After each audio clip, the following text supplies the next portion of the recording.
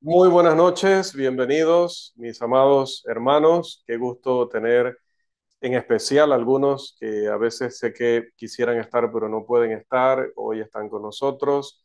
Gracias a Dios por cada uno y gracias a Dios por los hermanos que puedan unirse en el transcurso, ¿verdad? Que por allí a veces por algunas inconveniencias pues sé que llegan algunos minutos después, pero hoy podremos gozarnos nuevamente en esta lección número 15 que como dije, hermanos, aquí pasaremos buen tiempo. Probablemente tengamos muchas más sesiones que cuatro. Yo había dicho que probablemente unas tres o cuatro, yo creo que más, porque el tema sigue dando para más, tanto en el desarrollo propio como en responder la retraíla de cosas que se han dicho, tanto en lo que se ha interpretado como en lo que se ha dicho que creemos que no es cierto, como en las respuestas supuestamente a lo que sí creemos y muchas cosas más, ¿no? Así que, como les decía,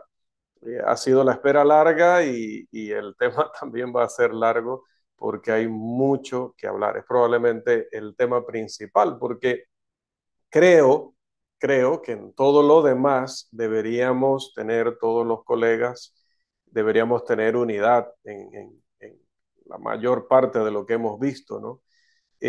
Pero debido a la mala comprensión de este tema en particular de la obra del Espíritu Santo, es que se ha malinterpretado otros pasajes. A mí me parece que es así, es el análisis que he llevado a cabo después de, como he dicho siempre, mucho tiempo dedicándole análisis a esto, es que para poder, entiéndase, que digo metafóricamente, para poder vender su teoría, su interpretación de que el Espíritu Santo ingresa a sus cuerpos de manera literal, personal, han tenido entonces que adaptar su interpretación de otros pasajes. Entonces, ya se van a lo del sello, ya se van a lo de las arras, ya se van a lo de la intercesión, ya se van aquí y allá.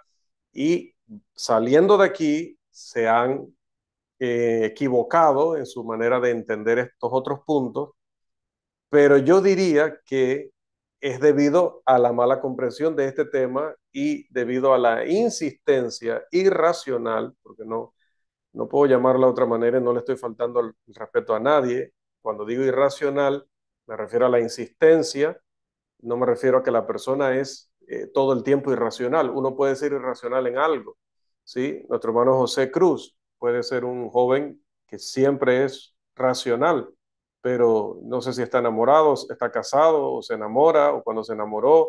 ¿Y qué pasa cuando eso sucede? Valga la redundancia, ¿no? ¿Qué sucede en esos casos? Bueno, que su acostumbrada racionalidad se pierde cuando está enfrente de esa persona. Sí, entonces puede haber momentos y circunstancias en las que uno pierde el sentido de racionalidad y creo que ha pasado lamentablemente en la hermandad que entendemos muy bien la doctrina del Espíritu Santo, la manera en la que él opera o actúa, pero cuando llegamos al tema resulta que abandonamos lo que siempre hemos entendido, lo que comprendimos y manejamos correcta y adecuadamente, y nos lanzamos a una teoría y a una interpretación que, como estamos viendo y seguiremos viendo, no tiene fundamento, no tiene, o sea, no puedo entender cómo saltaron de los textos a la conclusión de que el Espíritu Santo en su bautismo descendió del cielo, se metió en el cuerpo de ellos y permanece en el cuerpo de ellos, haga bien o hagan mal, piensen bien o piensen mal, hablen bien o hablen mal, aquello que dijo el Señor de ni los cielos de los cielos lo pueden contener, pero resulta ahora que imagínense, ustedes no saben la estatura del hermano Irving, y ni los cielos de los cielos pueden contener a Dios, pero resulta que cabe en el cuerpo de Irving. Cuando tú les hablas de esto, te dicen, no, es que eso es un misterio. No, lo que es un misterio es cómo ellos llegan a esa conclusión si no hay algo en la escritura que los lleva allá. Eso sí es definitivamente un misterio y no en el sentido bíblico ni en el sentido positivo. Continuamos entonces con nuestra lección número 15, la morada del Espíritu Santo. Vamos a un punto nuevo hoy que tiene que ver con un texto de Hechos, capítulo 2, un capítulo que ha sido muy importante en nuestro estudio de la obra del Espíritu Santo. Vamos específicamente al versículo 41 y vamos a tratar el punto Hechos 2:41, demanda o exige que interpretemos que la morada del Espíritu Santo es una morada personal.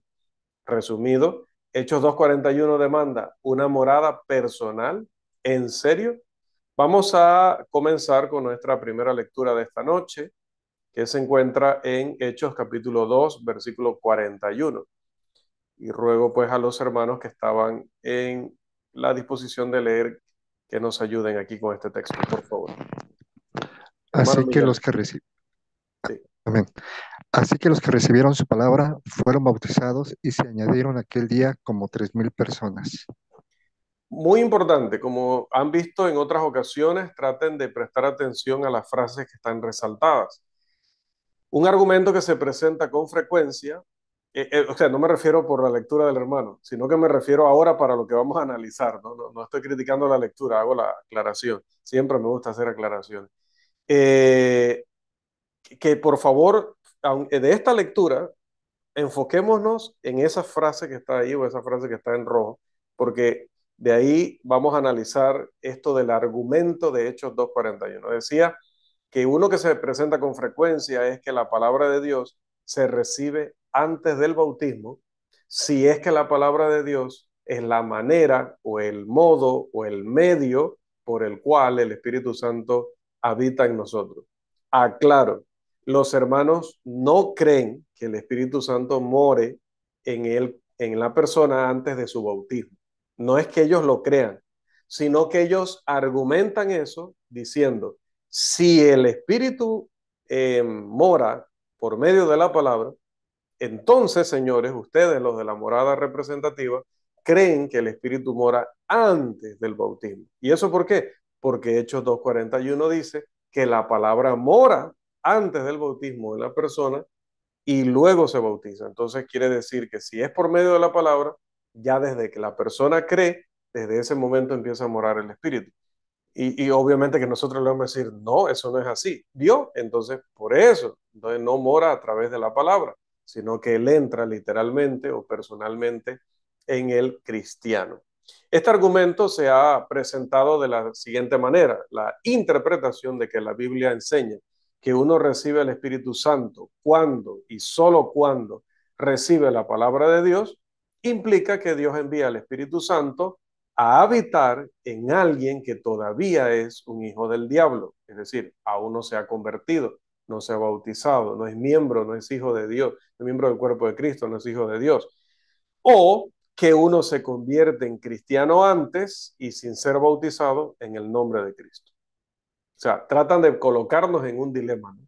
Si usted dice si usted dice que la morada es por medio de la palabra, y Hechos 2:41 dice que la palabra viene a morar en la persona desde antes de su bautismo. Entonces aquí usted está diciendo o que el Espíritu entra o empieza a morar en una persona que aún no es hijo de Dios, o usted está diciendo que alguien es cristiano desde que simplemente cree, porque estas personas todavía no se habían bautizado y dice que ya habían recibido la palabra.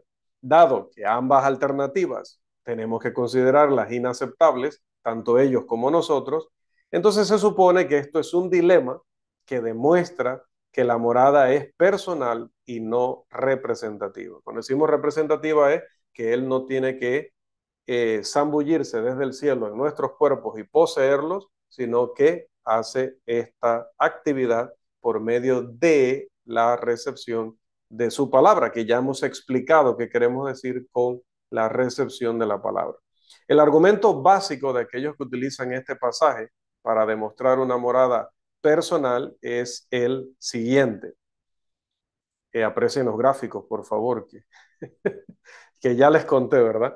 Premisa uno, si el, perdón, una aclaración importante, sobre todo para los hermanos que luego nos van a ver probablemente desde sus teléfonos, les pido disculpas si a veces la letra va a ser muy pequeña en este gráfico, el de los argumentos, porque va a ser igual, cada vez que vean esta gráfica va a ser un argumento, un silogismo. Eh, Pedirles disculpas de que a veces tuve que reducir el número de letras porque si no se me descuadraba todo, ¿no? No salía el formato como debe ser. Necesito revisar por qué pasa eso, pero no hubo tiempo para ello. Así que disculpas para los que más adelante voy a tener que reducir mucho la letra y espero que igual lo podamos ver. Y, si puede ver este video desde el cambiarse, si está ahora mismo, estoy hablando para los que luego verán esto. Mire, estoy hablando al futuro, ¿no? Para los que luego estén viendo esto por teléfono, si pueden cambiarse a la computadora, preferible, porque deben verlo mucho mejor. Bien, el argumento básico de estos hermanos que usan Hechos 2:41 es, premisa 1, si el Espíritu Santo mora mediante la palabra de Dios, entonces el Espíritu Santo mora en un pecador inconverso. Premisa 2, el Espíritu Santo no mora en un pecador inconverso. Conclusión, el Espíritu Santo no mora mediante la palabra de Dios. Recuerden, están hablando del inconverso, porque Hechos 2:41 dice, los que recibieron su palabra y luego fueron bautizados. O sea, cuando la recibieron, entienden estos hermanos, eran inconversos todavía. Estaban oyendo, estaban creyendo, pero todavía eran inconversos. Entonces dice, si mora a través de la palabra, como ya habían recibido la palabra, entonces ya habían recibido el Espíritu Santo, ya habían empezado a morar en ellos. Entonces, o los hizo cristianos sin ser bautizados, o el Espíritu Santo entró en ellos siendo inconversos. Como no puede ser eso, entonces dice, ve, esto prueba que el Espíritu Santo no mora a través de la palabra. Este argumento enseña implícitamente que no hay una morada del Espíritu Santo mediante la palabra de Dios. Esto se prueba mediante una transposición de la primera premisa. O sea, vamos a leerla a inversa. Diría, si el Espíritu Santo no mora en el pecador inconverso, entonces el Espíritu Santo no mora mediante la palabra de Dios. Pero esto obliga a quien usa este argumento a la conclusión lógica de que no hay una morada mediante la palabra de Dios de ninguna manera. Esta conclusión tiene implicaciones que vamos a analizar más adelante en esta lección. Si alguien afirma que la morada es por medio de la palabra de Dios de alguna manera, una morada personal junto con la palabra de Dios, o como algunos dicen, en conjunción con la palabra de Dios, es decir, el Espíritu y también la palabra, esa persona tiene el mismo problema con Hechos 2:41 que el que dicen que tiene este servidor con Hechos 2:41. Si alguien rechaza una morada por medio de la palabra de cualquier manera y afirma cualquier cosa excepto la teoría de la hibernación, ¿se acuerda cuál es la teoría de la hibernación? Que el espíritu está allí adentro, la tercera persona de la deidad ha poseído el cuerpo de estos hermanos, está dentro de ellos, literalmente como su espíritu está dentro de ellos, o sea, el espíritu humano, asimismo está el espíritu de Dios, pero que está allí totalmente inactivo, solo está allí y ya.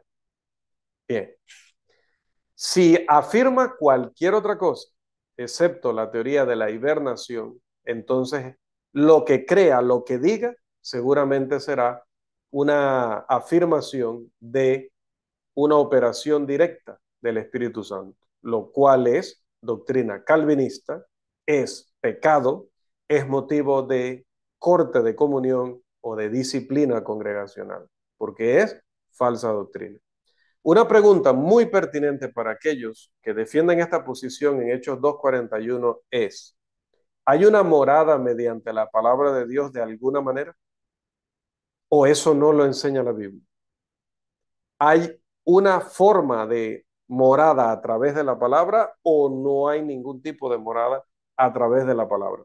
Si la respuesta es sí, entonces hay una morada de esta manera antes del bautismo según este argumento, si el argumento es válido. cualquier argumento válido que se utilice para liberarse de este dilema también es aplicable a la posición de este servidor. Esta contención se basa en un argumento que supone la cuestión, no la prueba, la supone. Este argumento asume que las palabras griegas, creo que las coloqué aquí, sí, correcto, que las palabras griegas, oikein, que es la palabra para morar, y apodechestai, que es la palabra para recibir, son intercambiables. Porque Hechos 2:41 no dice, y en aquellos que empezó a morar la palabra, no dice eso. Dice, y los que recibieron. Por eso les pedí que cuando el hermano leyó, prestaran atención al término en resaltado. Vamos allá nuevamente. Dice, así que los que recibieron su palabra. Allí no dice aquellos en los que empezó a morar la palabra. Entonces estos hermanos nos están diciendo que tenemos que creer porque ellos lo dicen, porque tienen una barba muy bonita, porque ellos sí tienen barba, porque tienen más cabello, porque son de algún país centroamericano, porque son americanos, porque apoyan a Israel en el conflicto contra Gaza, o por la razón que sea, nosotros tenemos que aceptar simplemente porque ellos así lo entienden, porque ellos así lo creen, sin ningún tipo de justificación ni argumentación, que recibir la palabra es lo mismo que tener la palabra morando en uno. Que el término griego ikein y el término griego apodechestai, o sea, el verbo morar y el verbo recibir, son sinónimos y significan lo mismo. La palabra traducida como recibieron en Hechos capítulo 2, versículo 41, que es apodechomenoi,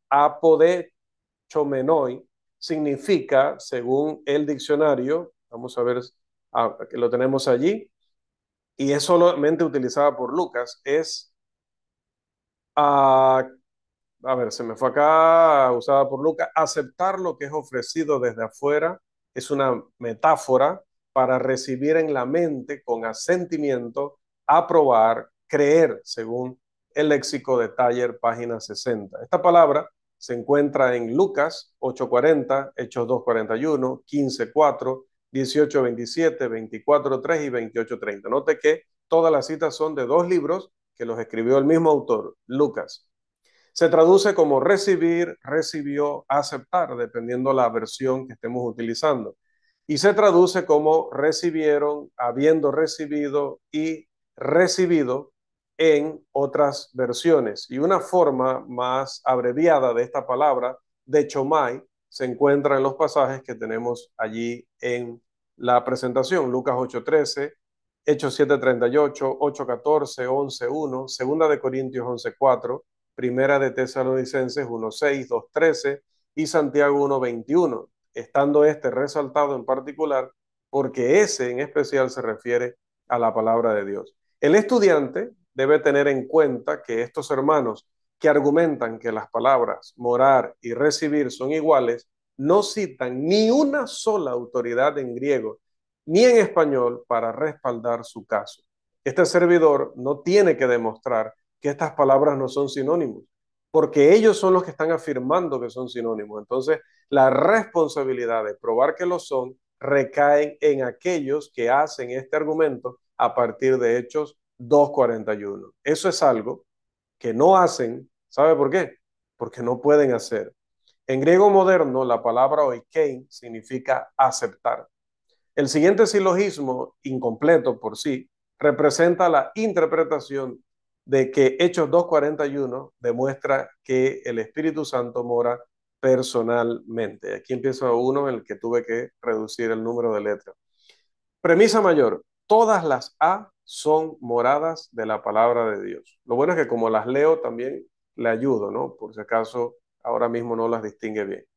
Premisa mayor, todas las A son moradas de la palabra de Dios. Premisa menor, la recepción de la palabra de Dios en Hechos 2:41 es A.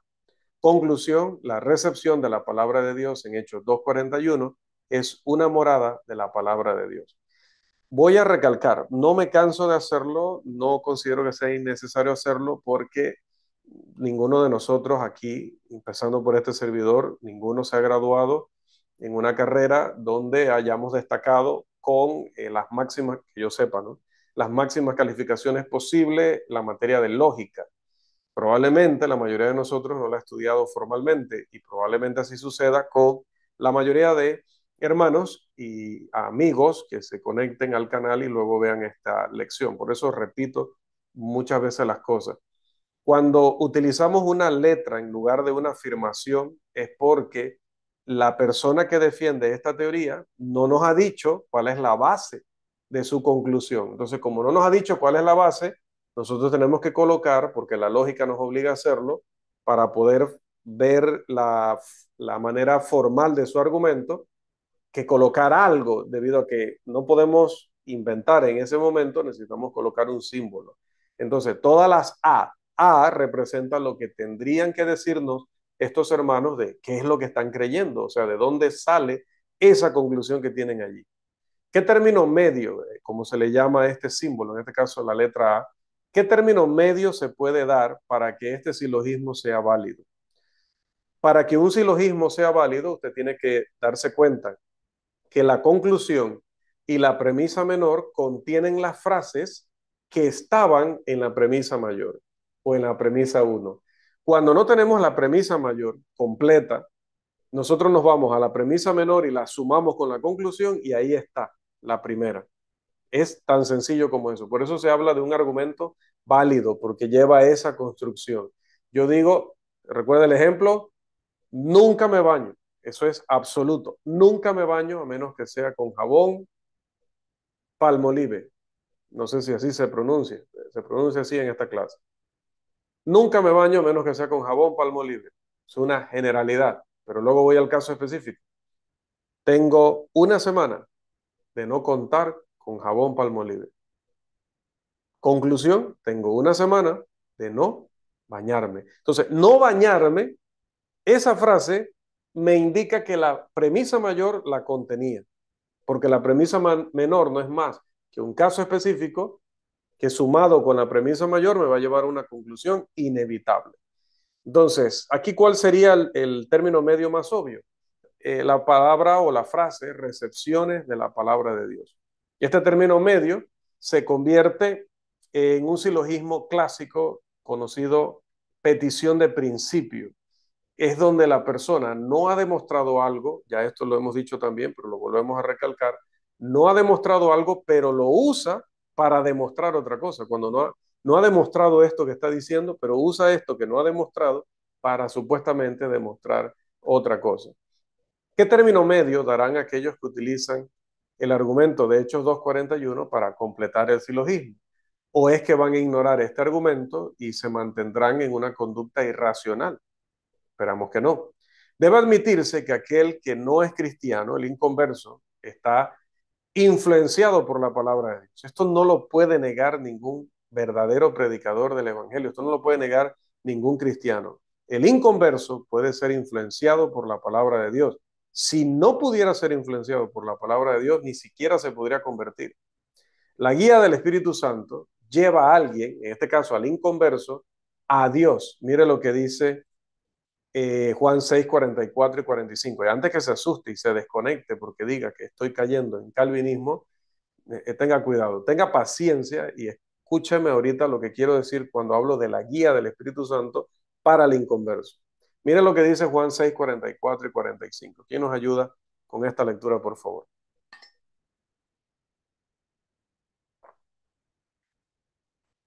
Ninguno puede venir a mí si el Padre que me envió no le trajere, y yo le resucitaré en el día postrero. Escrito está en los profetas, y serán todos enseñados por Dios. Así que todo aquel que oyó al Padre y aprendió de él, viene a mí.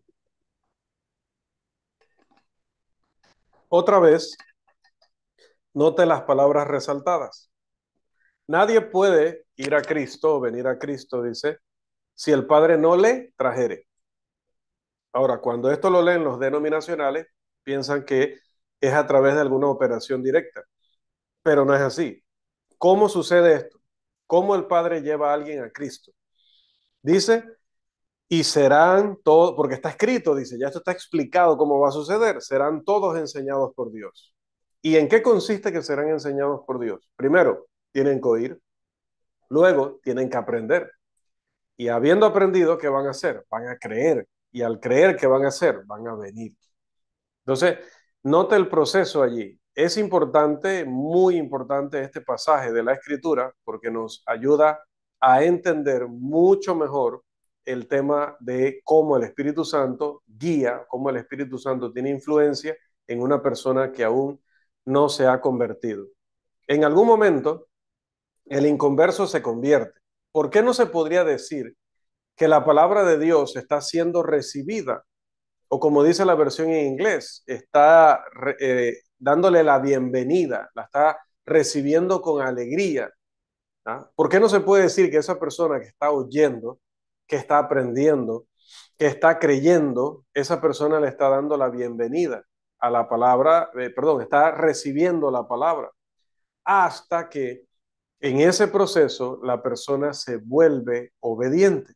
Cuando alguien se vuelve obediente, la palabra de Dios habita, o la palabra de Dios hace morada en la persona.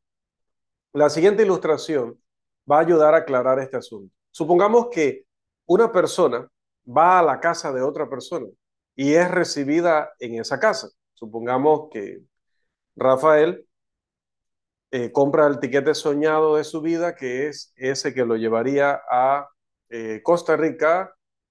Olvido lugares específicos allá donde vive nuestro hermano Josué. Y bueno, llega hasta allá o maneja en su auto y llega hasta la casa de Josué. Y contra todo pronóstico, Josué lo recibe contento, le da la bienvenida en su casa. La pregunta es, ¿porque Josué lo recibió o porque Josué le dio la bienvenida, esto significa que ya Rafael y su familia van a vivir en la casa de Josué? ¿Van a ser morada allí? No necesariamente. Cuando el apóstol Pablo, allá en Hechos, capítulo 28, versículo 30, estaba en aquella casa que le proveyó el gobierno romano mientras esperaba el juicio, ¿qué dice la escritura que pasó allí? Por favor, Hechos 28, 30.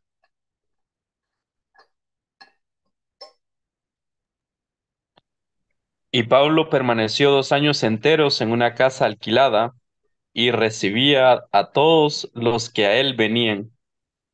Bien, él recibió, dice, ahí está el término en pantalla, apedecheto, recibió, es el de la misma raíz de Hechos 2:41. Dice que recibía a todos los que iban a él. Pero Pablo estaba preso, independientemente de que fuera una casa, estaba, era el concepto de casa por cárcel y era algo provisto por el gobierno, ni siquiera era casa de él y que le dijeron quédese allí. Entonces, no podían quedarse con él. Es obvio que aquellos que él recibió no se quedaron a vivir con él, es decir, no moraron con él. Pero aún así, el término de Hechos 2:41 es el mismo término que el Espíritu Santo vuelve a utilizar aquí. Este pasaje demuestra que las palabras recibir y morar no son sinónimos, no son iguales. Pero, aunque se respondiera a este argumento de alguna manera por alguna persona, aquellos que utilizan este argumento todavía deben demostrar que estas palabras son sinónimas y para ello tienen que citar a alguien más que a sí mismos, tienen que citar autoridades en griego o en español. Por analogía, uno podría dar la bienvenida o podría recibir a un invitado en su casa y luego el invitado podría comenzar a vivir con él. Entonces sí podría morar, que seguramente es lo que pasaría con Rafael. Josué no lo dejaría volver a Panamá, seguramente le diría que se quede a vivir allí. Entonces, en resumen, aquellas personas como las de Juan capítulo 1, versículo 12, donde el apóstol escribe, mas a todos los que le recibieron, otra vez el mismo término, original también, a los que creen en su nombre, les dio potestad de ser hechos hijos de Dios. Aquellos de Juan 1:12 estaban dando la bienvenida a Jesús el Cristo. Y aquellos de Hechos 2:41 estaban dando la bienvenida a la palabra de Dios, es decir, al mensaje de la palabra de Dios.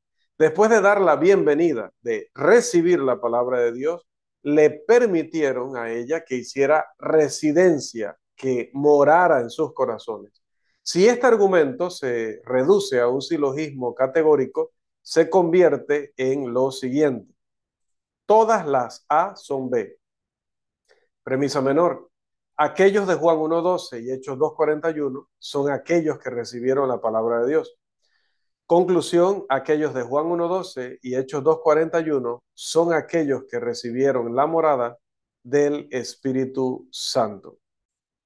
Esto hace que la premisa mayor sea, todas las personas que recibieron la palabra de Dios son aquellas que recibieron la morada del Espíritu Santo. Note la suma de la premisa menor con la conclusión, como le mencionaba, y se dará cuenta que así saca usted la premisa mayor. Dado que la premisa menor es verdadera, ¿qué dice la premisa menor? Aquellos de Juan 1.12 y Hechos 2.41 son aquellos que recibieron la palabra de Dios. Usted y yo tenemos que estar de acuerdo con eso, porque eso es 100% bíblico, eso sí es cierto. Entonces, dado que esa premisa es verdadera, la menor, y dado que el silogismo es válido, es decir, está construido correctamente, que si la premisa mayor es verdadera y la premisa menor es verdadera, la conclusión debe ser verdadera. La única forma en que la conclusión puede ser falsa es si la premisa mayor es falsa. Este servidor no sostiene, no defiende, no cree, nunca ha enseñado que recibir o dar la bienvenida a la palabra de Dios sea lo mismo que tener la palabra morando en uno. Este pasaje podría explicarse diciendo que primero se da la bienvenida, se recibe la palabra de Dios, luego esta mora. Todo el argumento de Hechos 2.41 es un hombre de paja, como le llaman en apologética, es decir, inventan un argumento diciendo cosas que nosotros nunca hemos creído, luego lo refutan de una manera muy fácil y luego dicen que nos han refutado. Eso es levantar un hombre de paja, ya lo hemos respondido anteriormente. Hechos 2.41 tiene un participio articulado que funciona como un adjetivo. Esto nos lo dice Archibald Thomas Robertson en su libro, páginas 1105 a la 1108, porque si citamos las autoridades en griego cuando decimos que un término significa esto, significa lo otro. Esto debería traducirse como los que recibieron con gusto la palabra eran bautizados. Y esto se explica en Hechos 2.47, donde Lucas utiliza un participio presente, el término ousin somenoi, participio presente que debería traducirse los que están siendo salvos. Note que la Reina Valera dice los que habían de ser salvos, como si se habían bautizado y todavía no habían recibido la salvación. Está traducida, entiendo yo, de una manera defectuosa o incluso lamentable allí, ¿no? Porque la traducción correcta es los que están siendo salvos. O la Biblia de las Américas traduce los que iban siendo salvos. Era el proceso al mismo tiempo que obedecían el plan de salvación, estaban siendo salvos, no era algo futuro. La posición errónea defendida por los defensores de la morada personal asume que este participio tiene un uso adverbial, es decir, que primero recibieron la palabra y luego se bautizaron, como si la conversión fuera algo distinto de recibir la palabra. En cambio, otra vez, este participio funciona como un adjetivo, por lo tanto, ese recibir la palabra y luego fueron bautizados, en esa construcción gramatical implica que todo fue un proceso. Aquel que se bautizó porque estaba recibiendo la palabra y permitiendo que la palabra tuviera influencia en él. Cuando terminó de el plan de salvación con el bautismo, entonces esa persona ahora, por haber obedecido el plan de salvación, podía decir que pasaba de simplemente tener la influencia de la palabra, de recibir la palabra, a tener la palabra morando en él, porque a partir de allí ya había obedecido el plan de salvación, ahora era un hijo de Dios, miembro de la iglesia, un salvo, y a partir de allí toda su vida, o por lo menos así se está comprometiendo a vivir, toda su vida sería una vida de obediencia a Dios. Entonces, debido a eso, esta persona puede decir correctamente que la palabra de Cristo está morando en abundancia en su corazón. Bien, de allí viene una explicación que van a ver luego en el material gramatical, pero no me voy a detener allí porque el tiempo, ya saben, ¿no? Va de manera inmisericordia a una velocidad increíble y porque además todas estas cosas gramaticales ya las hemos explicado anteriormente y no los quiero distraer con que se enfoquen en eso, porque no necesitamos, no es indispensable, voy a decirlo así, sí lo necesitamos, mas no es indispensable que seamos expertos en griego, que consultemos expertos en griego para poder entender la Biblia, pero sí podemos afirmar que un término significa esto o significa aquello citando a las autoridades. Es diferente, ¿sí? Yo puedo entender la Biblia sin saber griego del Nuevo Testamento, pero yo no puedo decir de manera categórica que un término significa tal cosa si yo no lo he investigado en el original. Y cuando lo investigo en el original, necesito que alguien que sea erudito, que sea experto, me ayude con esa información. Consulto varias autoridades para saber que este no me está desviando, sino que es la regla general. Y de esa forma yo puedo apoyarme con el griego. Pero en la medida en la que usted comprenda el fundamento, yo no le voy a quitar más tiempo con que domine cosas gramaticales. De todas maneras, al final del curso voy a agregar allí unos apéndices explicando dos cosas. Uno, un repaso de los principios muy básicos y fundamentales de la lógica, porque es importante que la persona que vaya luego a leer este estudio, pues vaya al apéndice y estudie lógica, un poquito de lógica, fundamentos.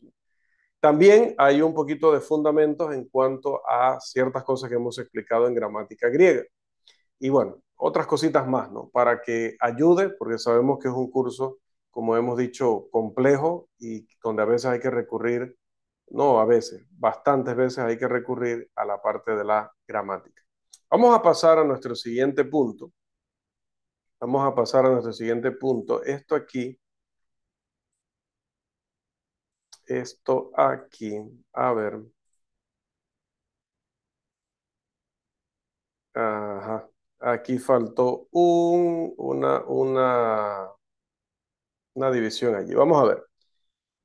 Volvamos al punto. Hechos 2:41. La correcta explicación de recibir y morar la palabra de Dios, que son dos acciones que se pueden llevar a cabo de manera casi simultánea. La palabra de Dios es recibida, es acogida por una persona que ama la verdad en el corazón. Vamos a ver un texto como Lucas 8:15 en un momento, ¿no? En segundo lugar, el corazón debe ser sincero para comprender la palabra de Dios, dice Isaías 28:11 al 13. Aquellos que no aman la verdad no acogen el mensaje del evangelio, no quieren, no permiten, entonces ellos serán engañados con la palabra de Dios. Note que no es engañados por la palabra no los engaña, sino que hay gente que usará la palabra para engañarlos. ¿A quiénes? A los que no aman la verdad. La palabra de Dios está escrita de tal manera, mire esto, que quebrantará, enlazará y atrapará a aquellos que no tienen la actitud de un niño. Vamos a leer en unos minutos Isaías 28:9 al 13. La persona con la mentalidad de un niño, como dice Mateo 18:1 al 4, recibirá la palabra de Dios. Luego se convertirá y finalmente permitirá que ella more en su corazón. ¿Cómo? Obedeciendo la palabra de Dios. Recibir la palabra de Dios es igual a acoger el mensaje y tener la palabra de Dios que more, Colosenses 3:16 habla de esto, es equivalente a entregarse a una sumisión total que, que involucra obediencia. Esto es todo lo que se requiere para agradar a Dios. Primero, una actitud correcta. Y número dos, acciones correctas. ¿Y cuáles son las acciones correctas? Aquellas llevadas a cabo por obediencia a la palabra de Dios. Ahora sí, vamos a ver estos pasajes que mencionaba.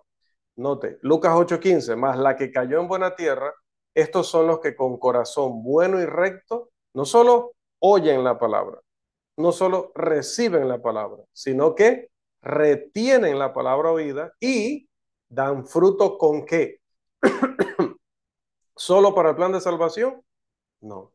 con perseverancia, es decir, se mantienen obedeciendo la palabra y produciendo el fruto de la palabra. Entonces, nunca hemos dicho, volvemos a repetir, nunca hemos dicho que la persona tiene la palabra morando porque la memorizó, tiene la palabra morando porque alguien llegó y le predicó el evangelio y escuchó el evangelio. No, note lo que la misma Biblia explica acerca de recibir la palabra y que la palabra more en uno. Una persona que oye la palabra, aprende de la palabra, Juan 6, 44 y 45, retiene la palabra y debido a que la retiene, entonces, ¿qué hace? Obedece, da fruto. ¿Y esto lo hace solo para llegar a las aguas del bautismo? No, lo va a hacer continuamente de allí en adelante, porque ahora llega a ser siervo de la justicia, un término que veremos más adelante. Bien, aquí es difícil, yo creo que solo quitándome totalmente para permitir la lectura allí. Vamos a permitirle a uno de los hermanos que por favor nos ayude con Isaías 28, 11 al 13, por favor. Porque en lengua de tartamudos y en extraña lengua hablará este pueblo, a los cuales él dijo, ese es el reposo, dad reposo al cansado, y ese es el refrigerio, mas no quisieron oír. La palabra pues de Jehová les será mandamiento tras mandamiento, mandato sobre mandato, región tras región, línea sobre línea, un poquito Renglón, allí, renglón allí, perdón. renglón, sí, perdón, no estoy usando lentes, Okay. un poquito allí, otro poquito allá, hasta que vayan y caigan de espaldas y sean quebrantados, enlazados y presos.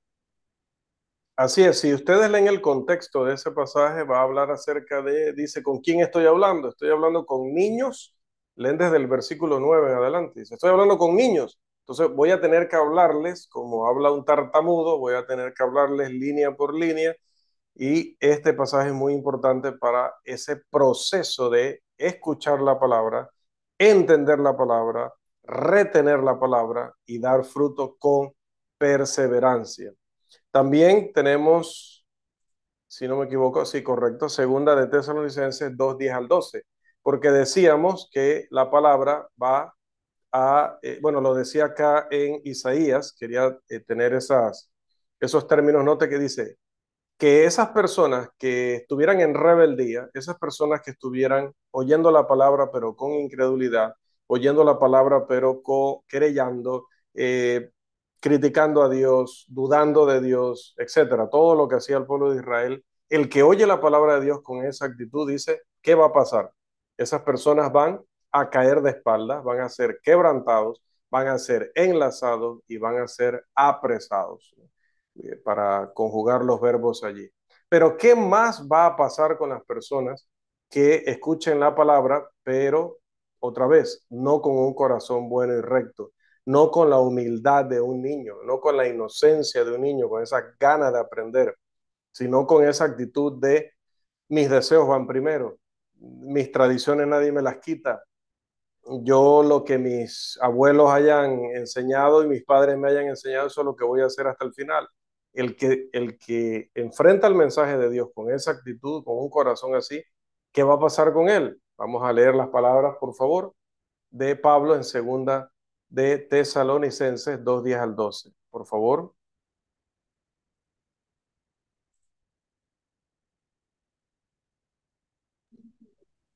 Y con todo engaño de iniquidad para los que se pierden, por cuanto no recibieron el amor de la verdad para ser salvos. Por esto Dios les envía un poder engañoso para que crean la mentira, a fin de que sean condenados todos los que no creyeron a la verdad, sino que se complacieron en la injusticia. Gracias, hermano. Ahí está porque les decía que al final las personas que no amen la verdad van a ser engañados con la mismísima palabra de Dios. Como intentó Satanás con Jesús. Jesús está en el desierto, recuerden allá, Mateo 4, y el diablo llega y le hace una propuesta. Como Jesús le cita Biblia, ¿qué hace él? Le cita Biblia, pero torciendo, tergiversando la Biblia.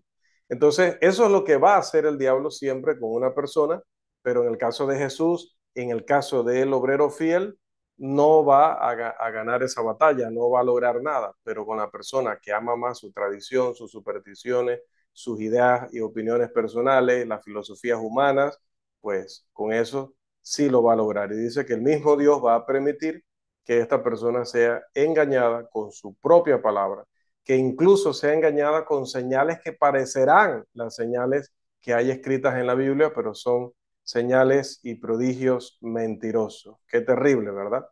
Pero bueno, así es. Pasemos a nuestro siguiente punto. Razones adicionales para rechazar el argumento de Hechos 2:41. La segunda razón para rechazar esta interpretación es porque implica que es posible servir a dos señores, que es posible ser siervo de la palabra de Dios y de Satanás al mismo tiempo. Pero usted y yo sabemos lo que Jesús dijo en Mateo 6:24. Nadie puede servir a dos señores. Esta interpretación viola la ley del medio excluido al implicar que es posible hacer dos cosas opuestas al mismo tiempo y en el mismo sentido, lo cual no es posible hacer. Yo no puedo salir por la puerta y entrar por la puerta en la misma acción en el mismo instante. O estoy saliendo o estoy entrando, pero no puedo hacer las dos al mismo tiempo. Puedo salir una acción y luego volver a entrar, segunda acción. Puedo salir y no volver a entrar. Puedo entrar y no volver a salir. Pero no puedo entrar y salir en la misma acción. Ley del medio excluido. No puedes, dos cosas opuestas no se pueden hacer al mismo tiempo y en el mismo sentido, por la misma persona, en el mismo espacio, en el mismo tiempo. No se puede. Pablo dejó esto muy claro cuando allá en Romanos capítulo 6, versículo 20, nos dice, porque cuando erais esclavos del pecado, erais libres acerca de la justicia. En análisis, en el original, porque cuando erais, segunda persona plural del imperfecto, según Somers, literalmente se debe traducir estabais siendo. Luego, esclavos del pecado, erais, literalmente estabais siendo. Libres acerca de, en cuanto a la justicia, y utiliza allí el artículo definido griego. Cuando habla de la justicia, habla de el sistema de justicia, habla del plan de Dios para salvación. ¿Sí? Entonces, cuando erais o cuando estabais siendo esclavos, vamos a leerlo literalmente, ¿no? Porque cuando estabais siendo esclavos del pecado, estabais siendo libres acerca de la justicia. No se puede servir a la justicia y al pecado al mismo tiempo. En el momento que empiezas a servir uno, descartas al otro. Es imposible. No puede ser que una persona que está sirviendo al pecado, Dios acepte que también lo está sirviendo a él o al sistema de justicia.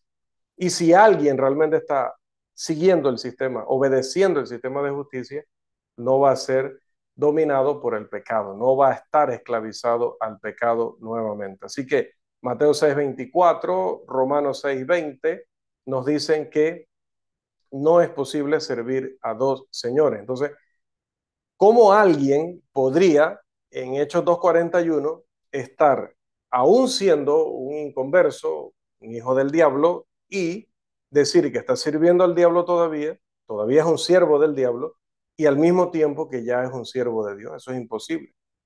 La tercera razón para rechazar este argumento es que implica que el pecador inconverso tiene la misma actitud hacia la palabra de Dios que la que tenemos nosotros los cristianos.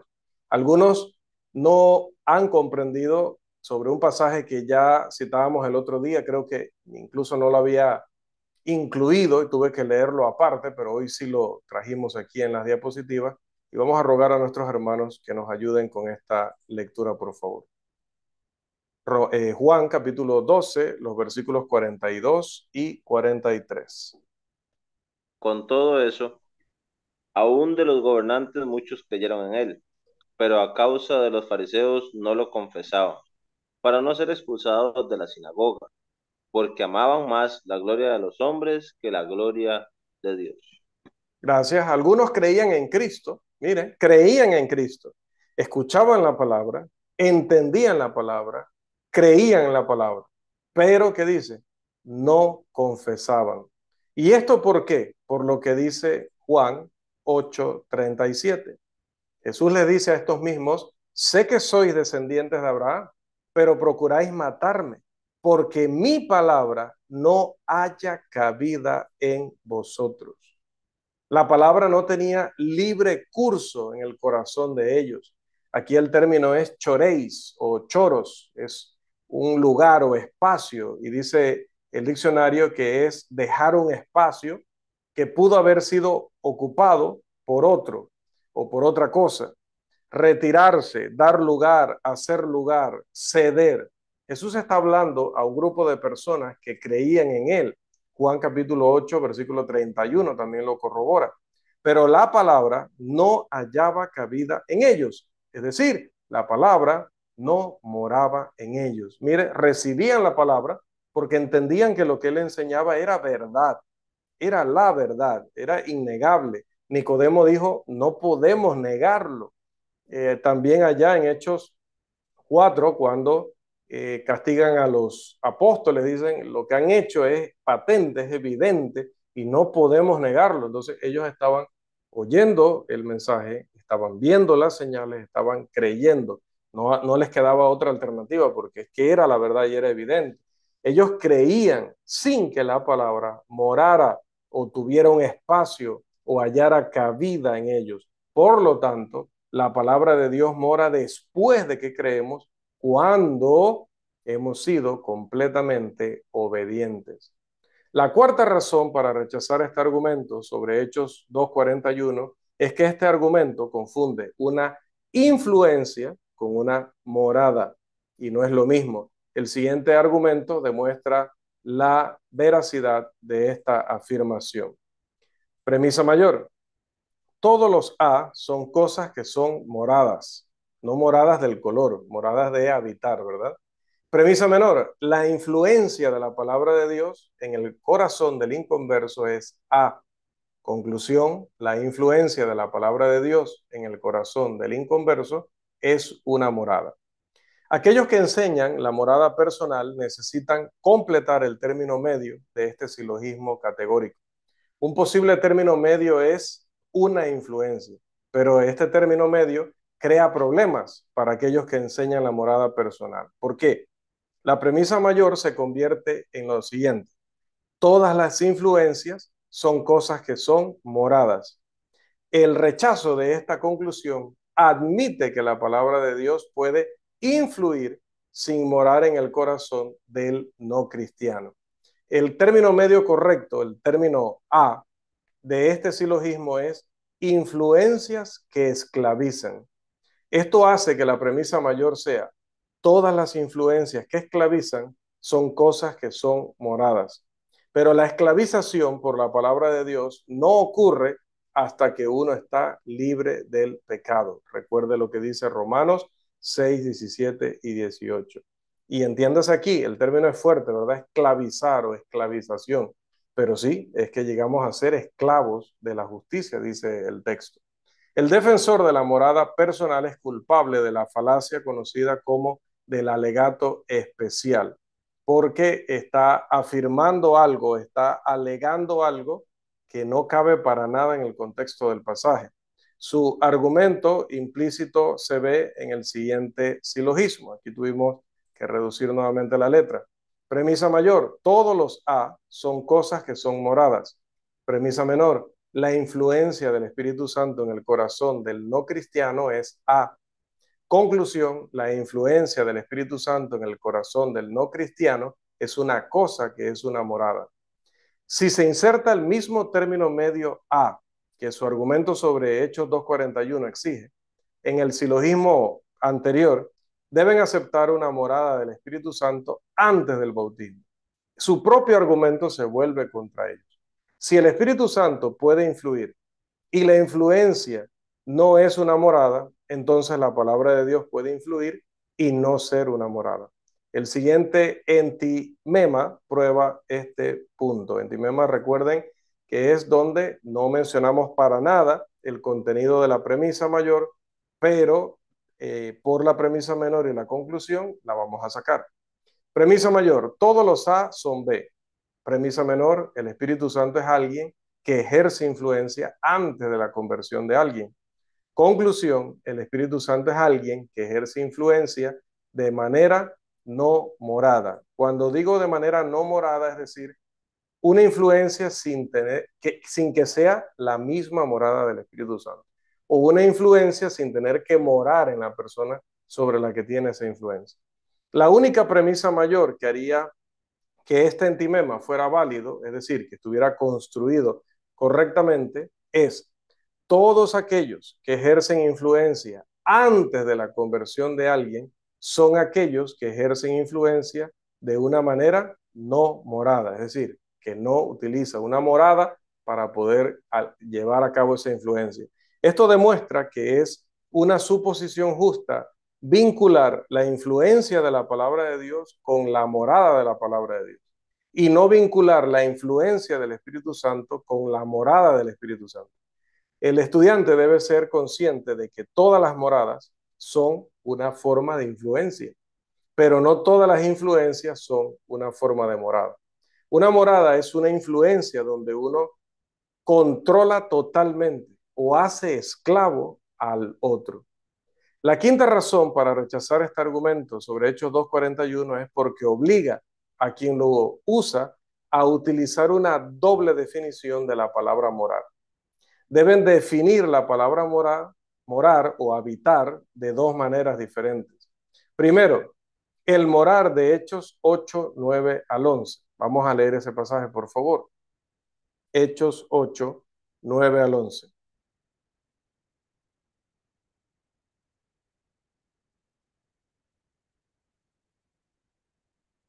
Por favor. Mas vosotros no vivís según la carne, sino según el Espíritu. Si es que el Espíritu de Dios mora en vosotros, y si alguno no tiene el Espíritu de Cristo, no es de él. Pero si Cristo está en vosotros, el cuerpo en verdad está muerto a causa del pecado, mas el Espíritu vive a causa de la justicia. Y si el Espíritu de aquel que levantó de los muertos a Jesús mora en vosotros, el que levantó de los muertos a Cristo, Jesús vivificará también vuestros cuerpos mortales por su Espíritu que mora en vosotros. Allí mismo, hermano, por favor, ahora compare con Efesios 3:17. Para que habite Cristo por la fe en vuestros corazones, a fin de que arraigados y cimentados en amor. Note que estos hermanos toman un mismo término, morar en español o enoikeo en griego, y te dicen que cuando vas a Romanos 8, 9 al 11, que les encanta ese pasaje, allí significa que entra personalmente y toma posesión. Esa frase la digo yo, ¿no? Porque es lo que dan a entender.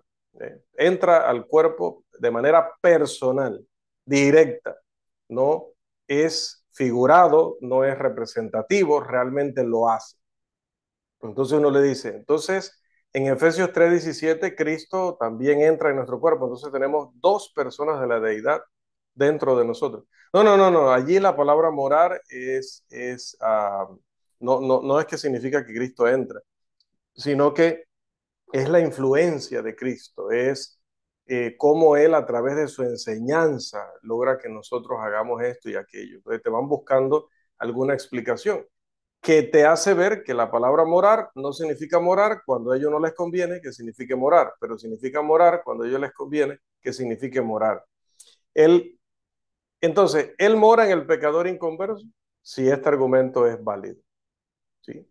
Aquellos que presentan el argumento de Hechos 2:41 ignoran por completo la definición de la palabra morar, dada por aquellos que defendemos la morada representativa. No han entendido bien qué es lo que creemos, qué es lo que estamos afirmando y por qué razón no podemos creer lo que ellos creen.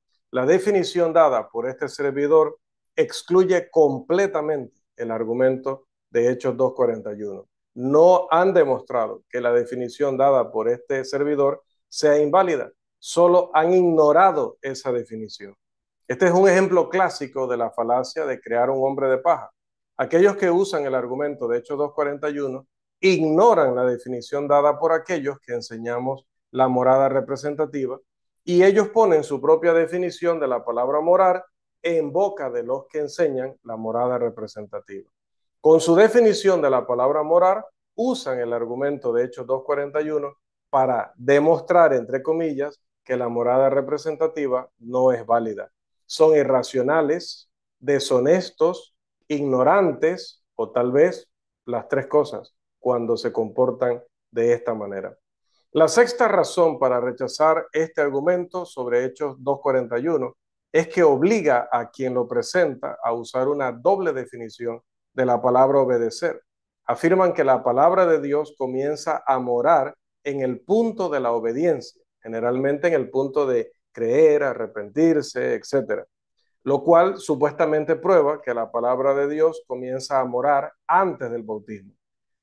Pero tienen un problema, porque afirman que el Espíritu Santo se recibe en el punto del bautismo, porque citan Hechos 2:38. El pasaje que les causa verdaderos problemas es Hechos 5:32. El siguiente argumento expone claramente su dilema y con este argumento vamos a terminar por esta noche. Dice, primera premisa, si el Espíritu Santo se recibe en el punto de la obediencia, Hechos 2:38, 5:32, etc., entonces el Espíritu Santo es recibido por un pecador inconverso que obedece, ya sea creyendo, arrepintiéndose o confesando. Segunda premisa, el Espíritu Santo se recibe en el punto de la obediencia, afirmación de algunos que enseñan la morada personal. Conclusión, el Espíritu Santo es recibido por un pecador inconverso que obedece, ya sea creyendo, arrepintiéndose o confesando.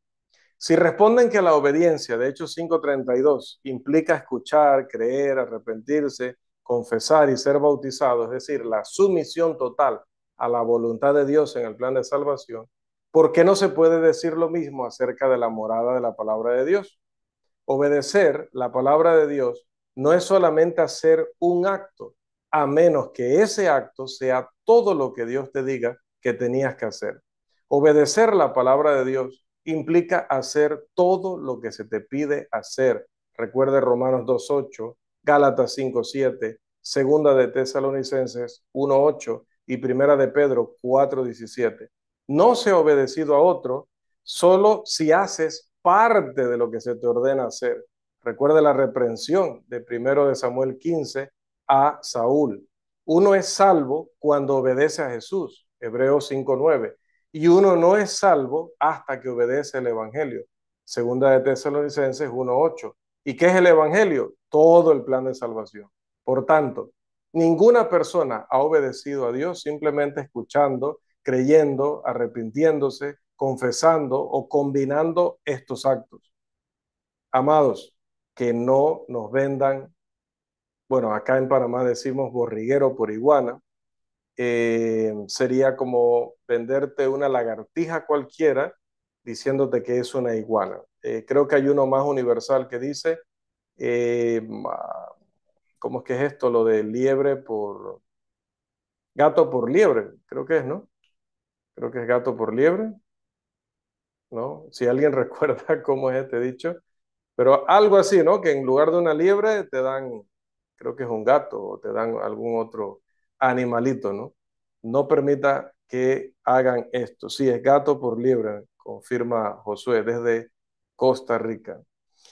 Bien, amados, vamos a continuar analizando este argumento, pero ya será pues la próxima semana porque todavía hay varios puntos que tratar allí y ya no me daría tiempo para hacerlo en por lo menos 10 minutos, que es lo que tomo a veces, ¿no? Creo que hoy he tomado como 5 o 7 minutos más. Vamos a quedar hasta allí. Ya les digo, a veces el tema de los argumentos hay que prestarles bastante atención. Espero que puedan revisar el video después y puedan comprenderlo mejor. De todas maneras, recuerden que siempre estamos allí al alcance de un mensaje para cualquier explicación adicional. Vamos a quedar entonces por hoy allí en nuestra sesión número 4 de nuestra lección número 15.